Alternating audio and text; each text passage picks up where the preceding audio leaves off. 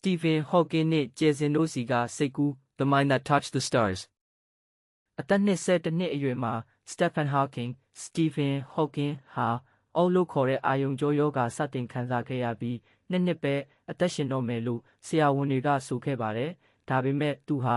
ယောဂါကိုအရှုံးမပေးဘဲဘီတက်ကလာထိုင်ပေါ်ကနေစကြဝဠာရဲ့အနက်ရှိုင်းဆုံးလျှို့ဝှက်ချက်တွေကိုစတင်စူးစမ်းပါတော့တယ်။သူ့ရဲ့အကြီးကျယ်ဆုံးရှာဖွေတွေ့ရှိမှုကတော့တွင်းနက် black hole တွေဟာဘာမှထွက်မလာနိုင်တဲ့နေရာတွေမဟုတ်ဘူးဆိုတာပါပဲ။တွင်းနက်တွေဟာအပူချိန်ရှိပြီးရောင်ကြီးတွေထုတ်လွှတ်နေတယ်ဆိုတာကိုသူကသက်သေပြခဲ့တယ်ဒါကိုသူ့ကိုဂုဏ်ပြုပြီး Hawking radiation လို့ခေါ်ပါတယ်။သူဟာစကားမပြောနိုင်တော့တဲ့အခါကွန်ပျူတာအတန်တူးစနစ်ကိုသုံးပြီးတစ်ကမ္ဘာလုံးကိုသိပ္ပံပညာတွေသင်ကြားပေးခဲ့ပါတယ်။သူ့ရဲ့ A Brief History of Time အချိန်ဤသမိုင်းကျဉ်းချုပ်စာအုပ်ဟာကမ္ဘာတဝန်းမှာမိတ္တူပေါင်းတန်း20ကျော်ရောင်းချခဲ့ရတဲ့အထိလူကြိုက်များခဲ့ပါတယ်။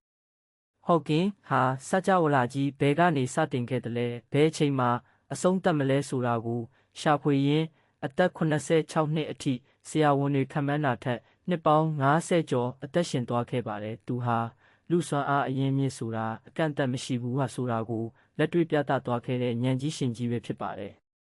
Stephen Hawking ဟာခန္ဓာကိုယ်ရဲ့အကျဉ်းချမှုကိုအသိဉာဏ်နဲ့ကျော်လွှားပြီးစကြဝဠာရဲ့အစွန်းအထိခရီးလှည့်လည်ပြသွားခဲ့တဲ့ခေတ်သစ်သိပ္ပံပညာ၏ကျယ်တပွင့်အဖြစ်ကမ္ဘာကြီးကထာဝရသတိရနေမှာပဲဖြစ်ပါတော့တယ်။